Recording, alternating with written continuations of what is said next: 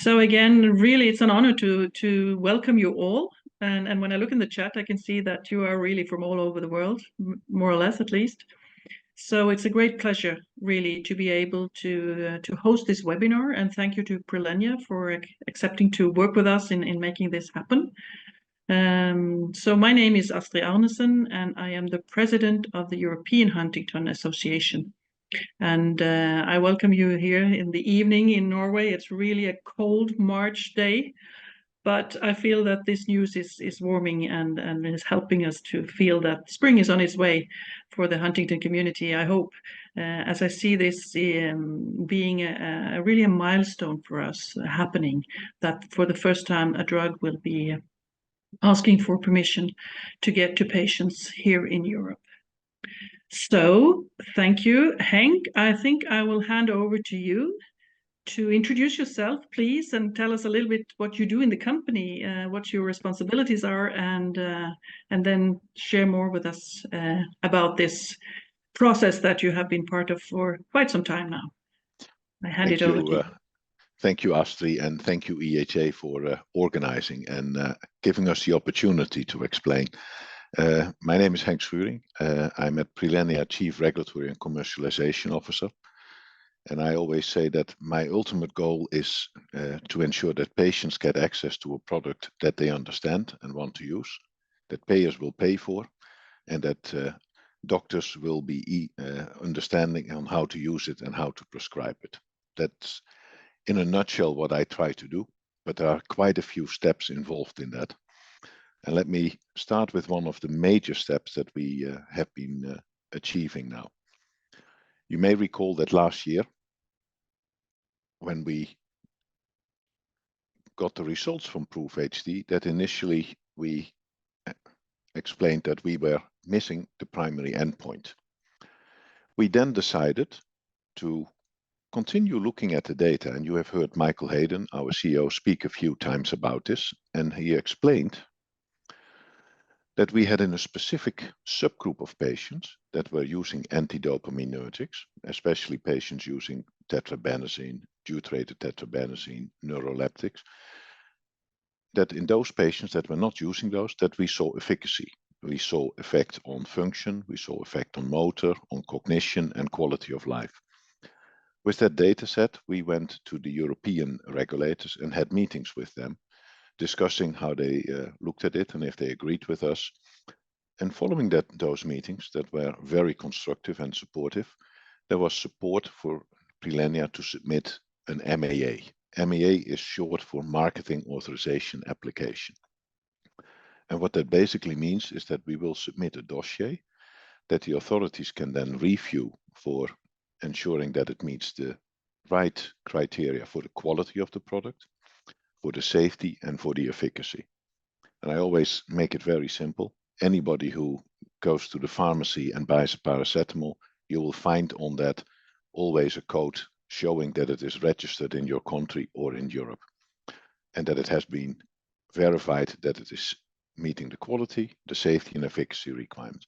That's exactly what we are planning to do, and we are planning to submit this MAA for Pridopidine to treat Huntington disease in the middle of this year. After that, the review will start. Typically, in Europe, the review at the European level will take about a year. Approval is not necessarily a given. There is always the possibility that they want more data or have questions. And that's where we will have to work with the authorities.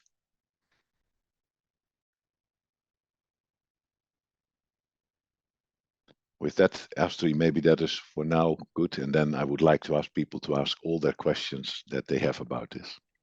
Yes, absolutely, Henk. But I was thinking maybe Anne, you can help us, because both you and I have been involved in this trial since it started, actually. But please, Professor, introduce yourself and tell us a little bit about who you are before you start. Thank you, Astrid. So good afternoon, good evening, everyone. I'm Rossa. I'm a neurologist. I work in Cardiff in the UK. And I'm also currently chair of the European Huntington's Network. And I should also disclose that I have been part of the Prilenia leadership team, so I'm the European PR, but I wasn't the site investigator, so I haven't been involved in running that study on the ground. So I just, that was very helpful to hear what you had to say, Hank, and I just want to make a few comments really before we open this up. And I think the first thing to say is that, you know, as a physician and as someone who's been involved in various Pridopidine trials over the years, I've over the years come out as feeling really quite optimistic about Pridopidine and quite impressed by the level of data that's been emerging. So although the effect of Pridopidine in, you know, in terms of what we've seen so far is relatively small, there are some very consistent effects. So from the Proof HD trial, to say that sorry, and can you please try to come closer to the microphone? I don't know if it's only me, but it sounds like the sound is a bit strange. The sound is a little bit on and off, yes. Okay, is that a bit better? Yes, I think it's better. Yes, seems so. Oh, sorry, apologies to thrust my head right into the camera. No, it's fine. Okay, so what I was really trying to say is that I have been impressed by these, you know, a relatively small but very consistent positive effect of Pridopidine, not just in the Proof HD trial, but, you know, it's really all about the totality of evidence. So some of you will be aware that there have been other trials in which Pridopidine has been investigated over the years. There was the heart trial, mermaid trial, and what's impressive is that together the results all go in the same direction. So I think this is very encouraging. And in addition to that, over the years, it's become clearer what the biology is that's underlying the effect of Pridopidine. And that really sort of fits with, you know, what we can see clinically from the trials. So I think that gives us confidence in Pridopidine moving forward. So I think it's then a case of, well, what does this mean for Huntington's, and what does it mean for the for people with Huntington's, and what does it mean for the Huntington's community? So I think, as I've already said, you know, Pridopidine's not going to stop the disease in its tracks or reverse the symptoms, but it's the first drug that we've had, or first drug we've tested, that shows consistent effects on the decline of the condition. So that's really, really important. And I think, just to put that in context, you know, if you think about most conditions for which you might take tablets, you know, mostly the tablets aren't going to completely cure that condition. They're not going to set things right back to normal, but they can, over time, they can make a real impact on a person's life. So I think that's a really important thing for us all to bear in mind. It's also a very well tolerated drug, which I think is incredibly useful. So, you know, it's not something that's going to cause people real problems. So it's a drug that is probably going to be possible for a wide range of people to take. So I think really what these studies have shown us as a community is that it shows us what can be achieved with really painstaking, careful science and persistence over a long period of time, and also with the HD community coming together. Because if it wasn't for, you know, you and all your families taking part in these trials, we wouldn't be in the position that Henk has just described. And I think, you know, a couple of final thoughts, which are that if this gets to licensing, and as doctors were able to prescribe it, I think that's really exciting for the HD community. But I think it's also the beginning, in a sense, because There's also a lot we don't know about Pridopidine. We don't know quite how long the effects will last. You know, will it still be effective in people after 10 years? What about people who are at the very, very early stages? Because Pridopidine been tested on people who have manifest Huntington's disease. So what about people who are much earlier in the disease course? Will it have a bigger effect or a smaller effect? These are things we don't know, but we will get to learn some of this over time. And, you know, obviously we'll also learn more about the safety profile over time. So that was really what I wanted to say, and obviously happy to discuss further. I wonder if it's possible to elaborate a little bit. What is it, this Pridopidine, what is it doing within your, you know, your head? Is it possible to do that in a easy to understand for all of us? Yeah, do you want me to go, Hank? Hank, or do you want to go? Yeah, go for it, Anne. You're busy. Okay, so essentially, as Huntington's develops, in certain parts of the brain that are more affected by Huntington's than others, there are changes in the cells in the brain. And one change, I mean, there are many changes, but one change that we know about is a receptor, which is a protein that sits on the outside of the cell. And this is a protein called sigma-1. And we know that these decline in Huntington's disease. And Pridopidine, one of its effects is to activate the sigma-1 receptors. And the sigma-1 receptors have all sorts of effects downstream. So they're really important for the health of the cells. They activate all sorts of processes in the cell, which are really important to keep that cell in good shape. So, you know, when you take a Pridopidine pill, it gets into your bloodstream, it gets into the brain, and as far as we know, it's in that part of the brain where it's having its most profound effects. So what you're saying is that it's helping the cells to keep well, maintain its kind of functionalities in general. Is that what you're saying? That's exactly what I'm saying. So, you know, there are lots of things that need to be done to those cells to make them survive. So this is one probably quite important thing. So it doesn't mean that Pridopidine's the last word in these treatments, but it's the first designed treatment for Huntington's we've had that has the potential to act at the heart of some of the processes that are going wrong in the cells in the brain. Anything you want to add there, Henk? Or No, I think it's very well said. I think the way that I always describe this is that we target the sigma-1 receptor, and by targeting the sigma-1 receptor, you get multiple neuroprotective effects that protect your cells and protect the neurons from being impacted and keeps your neurons healthy. Mm-hmm. Great. Okay, I think I have noticed that there are activity in Can I just add Yes, a few please. things, because I want to make sure that everybody appreciates this. A marketing authorization application is to request an approval.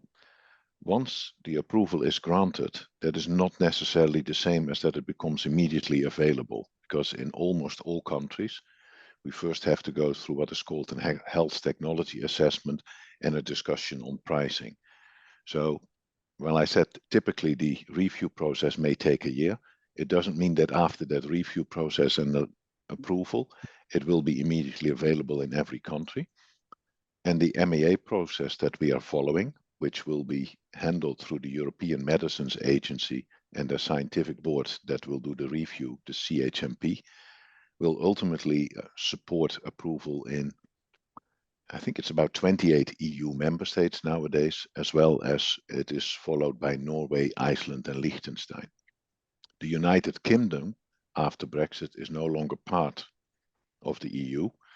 And for that, they have now set up an international registration procedure where once the CHMP would give a positive opinion, you can, with that opinion, go to the UK MHRA, which is the equivalent, and seek in about 110 days an approval in the United Kingdom. So I just want to make sure that everybody understands submission, approval, health technology assessment, pricing, reimbursement, only then access in the individual countries. Mhm. Can I also ask you, because you mentioned the word dossier, so what are you sending to the agency for them to consider? It's a great question. And nowadays you do it you basically push enter and then it goes electronically. But I think I've been in this work now for about 25 plus years, and the first dossiers that I submitted were binders. And think of this as about a total of information. I think that first dossier that I ever submitted was 1,000 binders of each 500 pages. And nowadays that goes electronically in about 6 to 12 hours. And that all has to be reviewed. So there's a lot of information in there. There's some regional information, but there is also what we call the quality information, which is describing the active ingredient, how that is manufactured, in this case Pridopidine, how the finished product, the hard capsule for oral administration, is manufactured. Then there is all the data of animal studies that have been conducted to support the safety as well as an understanding of the mechanism of action. And then all the human studies. And in this case, that will mean also the previous studies, HEART, MERMAID, PRIDE, PROOF, as well as studies in healthy volunteers. Thank you, really helpful. Okay, what do you think, Philippa? I can help let people in if you pick up on things from the chat. It seems it's been quite active, honestly. Yeah, this is a really busy chat so far, which is good, of course. We have 100 participants, so I think it's really a great number. And it's nice that people are asking all the questions they want. So I think I can group 3 of them, although I'm not sure if you already answered to this, but it's really about the interest of Prilenia in still supporting a trial with pre-symptomatic patients, as the data looks more positive, and it seems there is a downside being on another drugs interfering with Pridopidine, and also because Pridopidine seemed useful for delaying symptoms, disease progression. Are you planning to have more trials with pre-symptomatic people with pre-symptomatic HD or people with no signs of HD? So I think we are still looking into that. We are looking into doing studies in prodromal because I think I saw one of the chat comments that with the neuroprotective properties earlier is certainly something to consider, to which I wholeheartedly agree. There will be some challenges because what would be the endpoint? In this study, we used total functional capacity, CUHDRS. In prodromal, we may need something else. So that's things we are looking at. We also Sorry for interrupting you, Henk, because you need to explain to us what's prodromal. So prodromal. We don't know the scales. Sorry. No, it's very good, and I'm happy that you do that, Astrid. With prodromal, I basically mean patients who are starting to show some first signs and symptoms, but are not considered diagnosed or manifest. So they are typically about, and I'll refer to N as well, but I would say about 5 to 7 years before diagnosis. Yeah, so I think that's right. I mean, it's a slightly fuzzy definition at the moment. There are attempts to make it a clearer definition, but yes, we're talking about people who have some very subtle signs and are on the way to developing full-blown symptoms. And the other trial that we are considering is in pediatric patients. As part of the European regulatory process, when you submit an MEA, you have to have a pediatric investigation plan in place, which we have. And so that's another plan to start a study in juvenile HD patients, probably in the 25-26 period. But again, then when I interrupted you, so what you said is that if you are going to conduct a trial on people with just very small signs, basically maybe they just experience it themselves. We are not able to measure. It's really hard to demonstrate that this is effectful. That's what you're saying, huh? I think with the endpoints that we have, it will be difficult. We have to look at an endpoint that allows to really show an effect, and it may take time as it is a slowly progressive disease. Philippa. So no, I'm just looking to the chat, and there was right now a question. So if someone just has depression and is still doesn't have any motor changes, this person could not be included in this kind of trial, right? I think it's far too early to talk about who could be included and not included in such a trial. This is work that is in progress to be thinking about. So I cannot say that at this moment. Okay. So another question we had on the chat was, what kind of long treatment data of Pridopidine is there available? So in Proof HD, we have treated the patients for 78 weeks, or 65 originally, but many of them also 78 weeks. They have been going continued in the open label extension. So we have data for patients in Proof HD for probably up to 3.5 years for the longest. Previously, in heart, we also had an open label extension of the study, and I think patients have been treated for almost up to 7 years in that.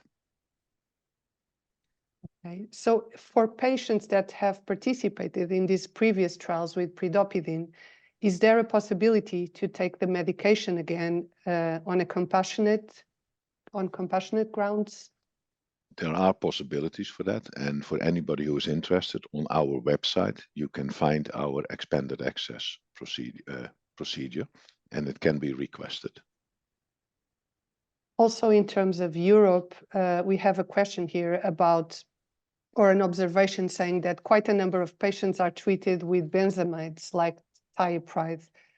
So was the positive action of Pridopidine mitigated in these patients as under tetrabenazine? So that's a very specific question. And while we are still looking at the effects of individual neuroleptics and products, we have looked at it initially more from a totality of perspective, a class of all the various neuroleptics and the VMAT inhibitors. There may be differences for individual products and or doses of individual products. For example, we have seen that by using Austedo and or tetrabenazine at a lower dose as recommended to be used for in certain conditions is better than at the high dose. And the reason for that is if you combine it with Pridopidine, Pridopidine inhibits an enzyme in the liver. That enzyme is impacting metabolism, so the excretion of some of these neuroleptics and VMAT inhibitors.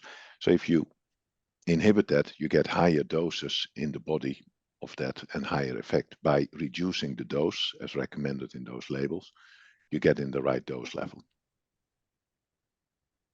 We have here we have many questions. Another question is about what is the degree of impact for patients in practical terms of Pridopidine? I mean, that's a great question, and I would also like Anne to comment on that, but I'll give you a few quotes in patient terms or caregiver terms that I've heard, which may sound very simplistic, but I think they are very important because they tell us really what's happening. So I heard from one doctor about a patient who came back and said that during the study, she was able to read the book again. Another who was able to cook a dinner again for the family. And another one who was able to button a business shirt again and was not forced to wear t-shirts only. And they may sound benign, but I think they all show quite a lot of function, cognition, and quality of life aspects. And maybe, Anne, you want to add some of your observations? Yes, so I think the key thing here is that with Pridopidine has the potential to slow loss of function. So as Henk was saying, that can relate to quite a lot of different activities. And I think there are anecdotal cases, as you've just said, where people have actually noticed in some improvements, but there are also cases where people haven't particularly noticed improvement, but there clearly has been some slowing of what they would have lost. So I think there is some variability. Personally, I've had some patients who have had improvements in quite surprising areas. One patient who felt her speech was a lot better. But we do have to be a little careful about anecdotal reports. What's really clear is that the data is showing over multiple patients that there's a small but real and significant loss. Slowing of loss of function. That's the critical thing. So it should people functional for longer.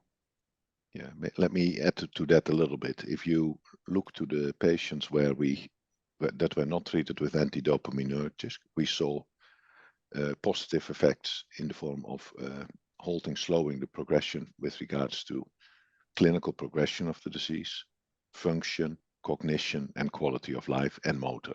So it was not only in function, we also saw impact on cognition, which is another very important element for the Huntington patients. And so I'd just like to make one more point there. You just reminded me, Henk, that, up to this point, we've had relatively few drugs that we can give to people who have symptoms of Huntington's disease. Some of them are things like the antidopaminergic drugs, like the thiopide that you mentioned previously, like tetrabenazine, but we know that they have some negative impacts on people's ability to think and perform in other areas. So I think the key thing, or one key thing about Pridopidine, is it doesn't seem to have those negative effects. So it seems to produce some improvements in how people can move and function without producing negative effects on thinking and mood. And I think you just answered one of the questions that just popped up in the chat. And so another question is about for how long will early patients will need to take the drug? Is this something they would need to take for the rest of their lives? And unfortunately, as we discussed earlier, Pridopidine is not a cure. It will be a chronic treatment, which basically means for the rest of your life. Okay. Thanks. And another question. So once commercially available, will it not make sense to make it available to pre-symptomatic patients? Why will it require a new study?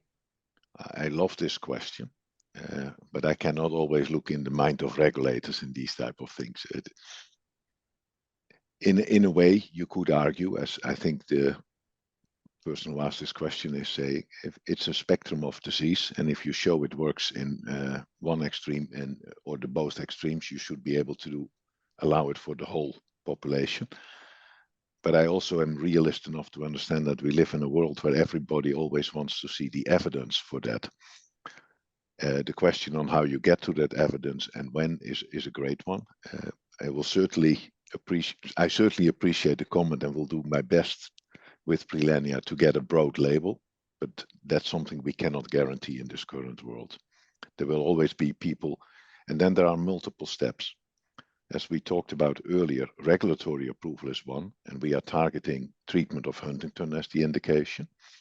But then there is also the health technology assessment and the payers or reimbursement agencies, and they will also have their criteria for whom it should be given.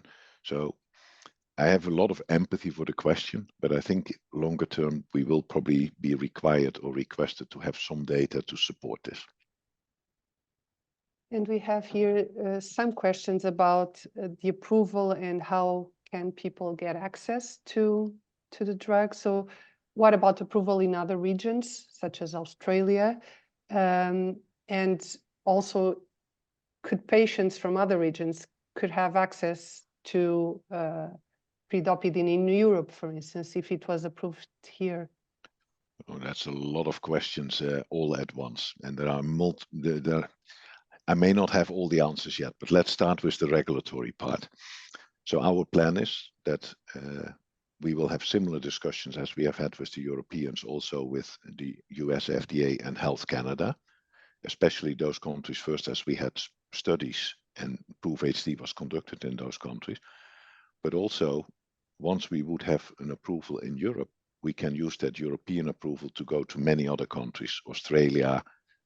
You can basically go to almost every country in the world except the US and look for using that European approval to seek approval in those countries. And that's what we would plan. However, we are a small company. We cannot do everything at once. We will have to do that in a staggered way, but we will do our best to also go to the other countries. And how long would it take to get approved, for instance, in the UK? So if let's calculate this, we will submit middle of this year. Let's say that we would get a positive opinion almost, let's say, middle next year, approval middle 25. The positive opinion would then be a month earlier, and then it will take about 110 days in the UK from that positive opinion. So it's about 3 to 4 months after European approval, we could have an approval in the UK as well. But I guess as well, in the UK, then there's NICE that would have to... After the regulatory approval, then we have to deal with NICE as the health technology assessment body. Absolutely true. And not only NICE, we will also have to deal with the Scottish version and the Welsh version. Well, I'm not so sure what is the answer to this other question. So does approval in Europe generally show favorable approval odds in the US? So that's a great question. If you ask that to an FDA person, they will say no, because we will do our own assessment and we will look at the other. Those are totally independent authorities. They make their own decisions. They have different guidelines, but they do look at each other. Right. And I think the Amylyx case recently in ALS will show you that they do talk to each other, they do understand, and it has impact. And of course, there you also saw a very strong patient population and a patient advocacy part that supported that. And so I think this is connected also to this question about the use of Pridopidine in other pathologies, or was it something just developed for HD? Another great question. Based on the mechanism of action and the neuroprotective properties, you can also see that it can be used in other indications. So we have ongoing studies in ALS, and we have also an expanded access program in a disease called vanishing white matter disease. Beyond that, we have animal data that would support potential use in Rett disease, Fragile X, and even potentially Alzheimer, Parkinson. Okay. We have here more questions. I think people are really curious, and with the time to commercialization. So with the time it will take for people to be able to get the drug. Really. So it depends on the country. Every country has their own process. The first step is the regulatory approval. In a country like Germany, you can pretty quickly after an approval launch, as you don't have to wait for an orphan designated product for health technology. So that could be about a month after approval, you could technically launch. Other countries like France, Spain, Italy will require first the health technology assessment and the pricing. And that process can take typically something between 6 to 12 months at the country level.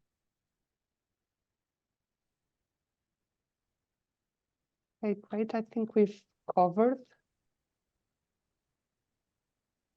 How many patients took part in this study overall? So we enrolled in Proof HD 499 patients.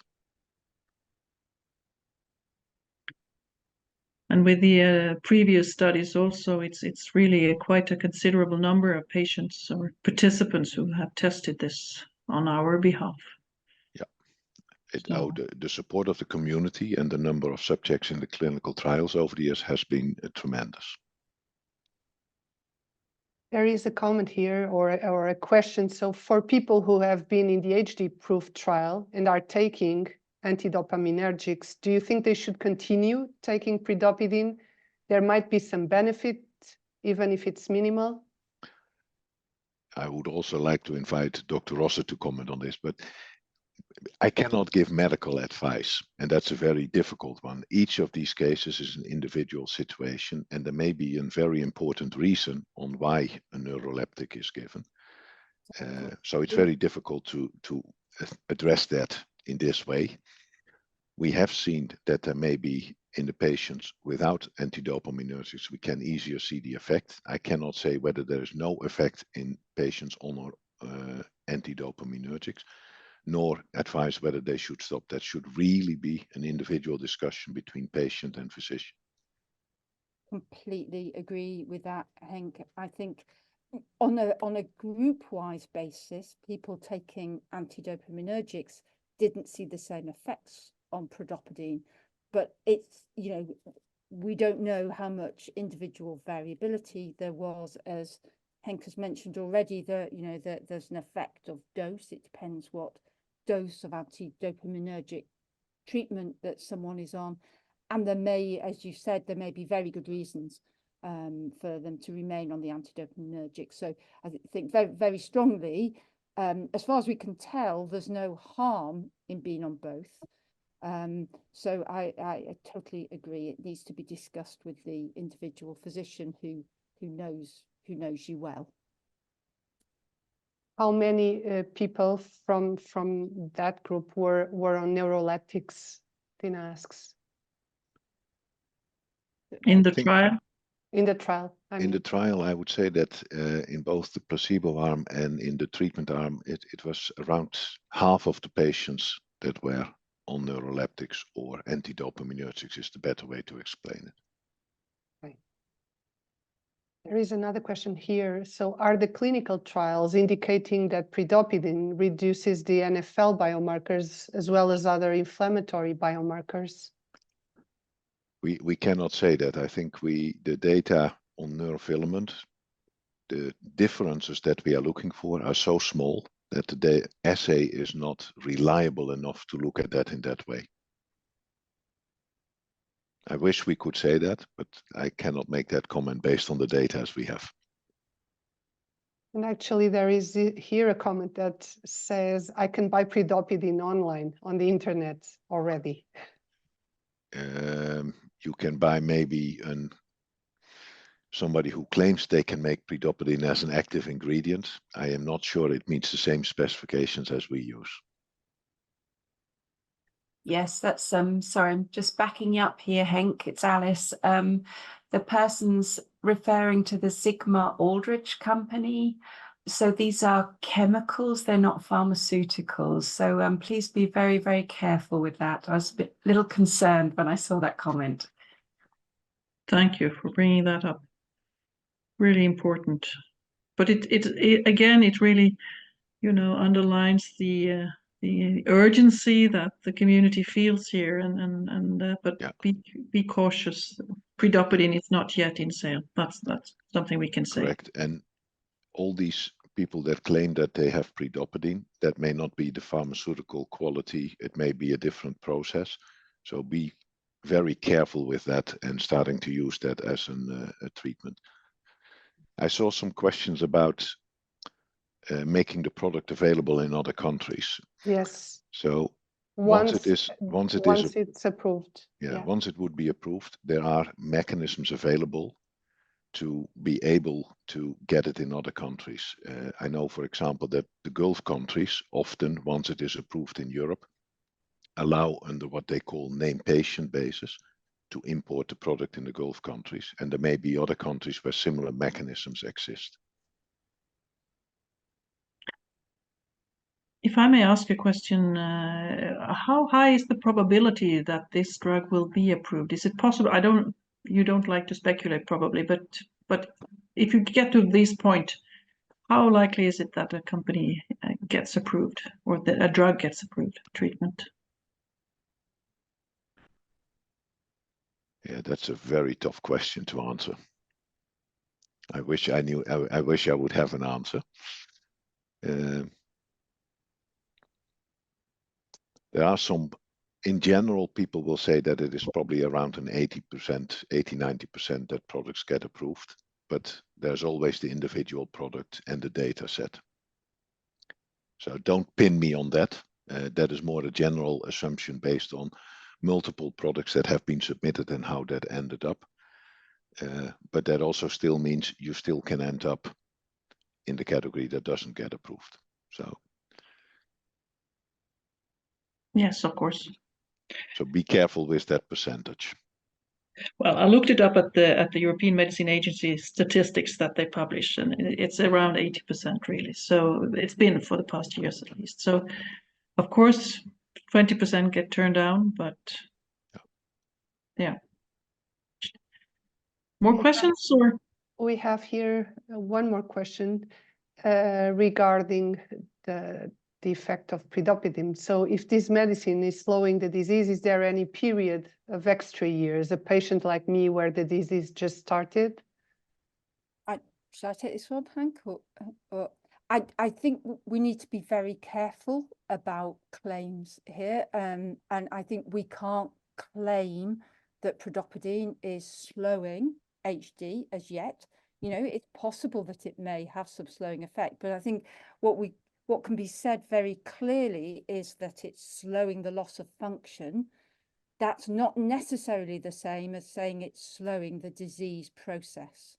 So I think, you know, more information needs to be gathered before people can be really clear about exactly what it's doing from that point of view.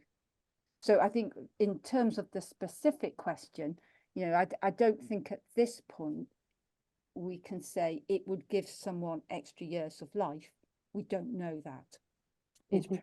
No, that's a very specific claim that I don't think we can say at this moment. That will require longer term analysis of patients compared to what we have. But with the data you have collected, are you able to already see if the effect wears off or if it? So yeah, I think all these questions are extremely difficult to answer because there are two competing mechanisms ongoing.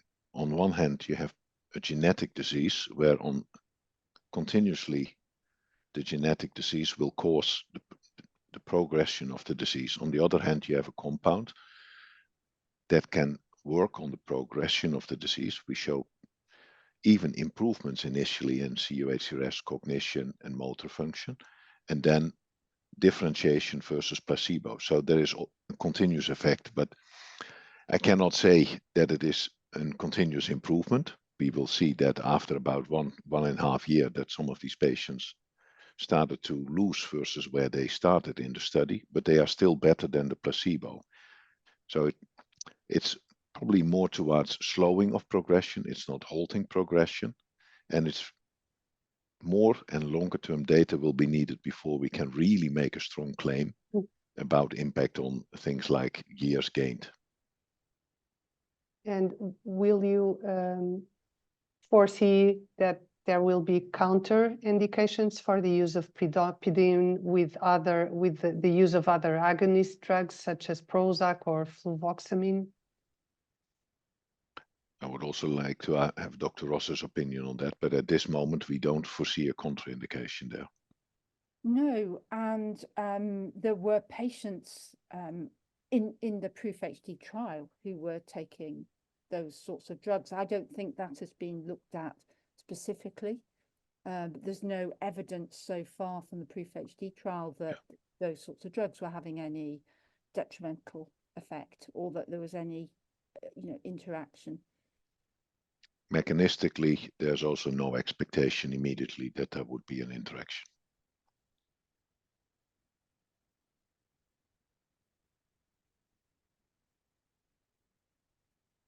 We have a last question here about could be the side effects in activating continuously the sigma-1 receptor.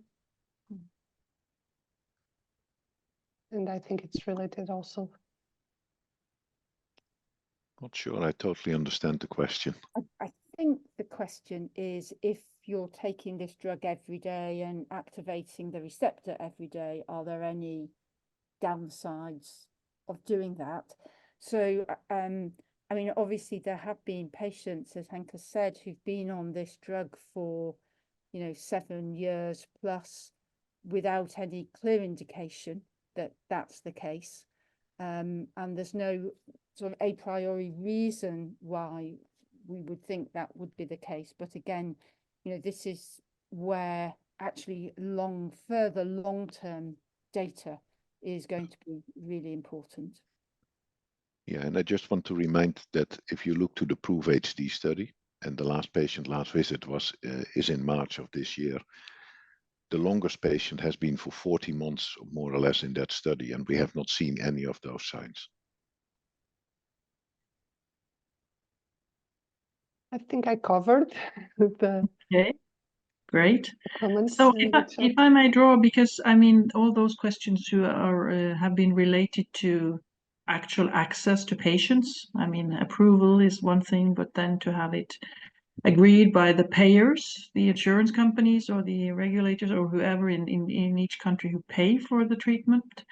So the pricing is also, of course, a component in whether it's easy or fast to get it through and get it, you know, available to patients. Can you comment on that, Henk? What are the plans? I know you won't tell us that we are going to charge this and that amount, but still, can you say something about that? Well, I think you have all heard Michael say quite often that the importance of sustainable access. And I think that is part of what we will try to achieve. We will do our pricing research. We haven't finalized the price yet. That's absolutely clear. But it will be important in the philosophy of Prilenia to make this available to as many patients in need of a drug like this and not make price a barrier for access. And in relation to that, can I also ask, is the production of this really intricate and hard, or is it easy for you to, I mean, if you make it available for just say 10,000 patients, will you be able to keep up on the production easily, or is that a big hurdle? No, we are already planning to have our commercial manufacturing process ready for both drug substance and the finished product, and that is all scalable. It should not be the biggest hurdle. This is, from that perspective, this is a chemical compound and not a biological compound, so it's slightly faster and easier to scale it up. Mm-hmm. Excellent. Any last comments from anyone, or things you haven't been able to understand or we haven't responded to? Feel free.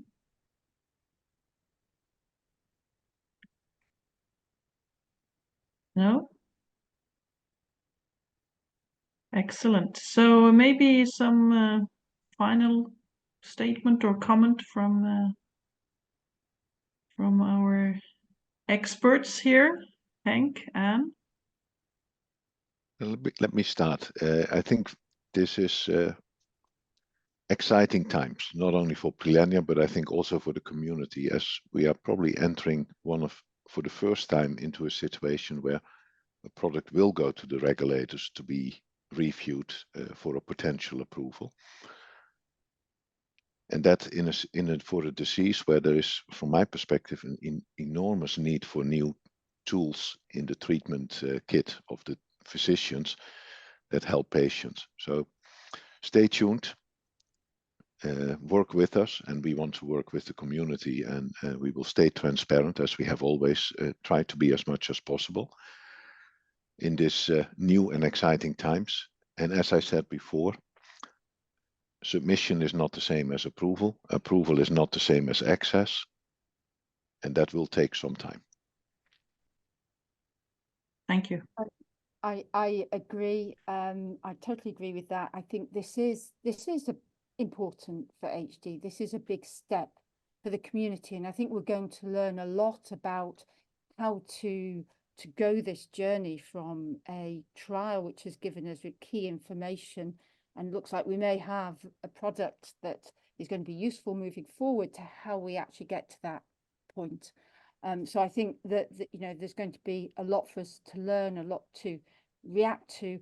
I think it's fantastic that there've been so many of you on the call today asking such great questions, because, you know, I think it's really key that the HD community, all of us, you know, including all of you, all the families, remain engaged with these sorts of, you know, understanding these sorts of issues.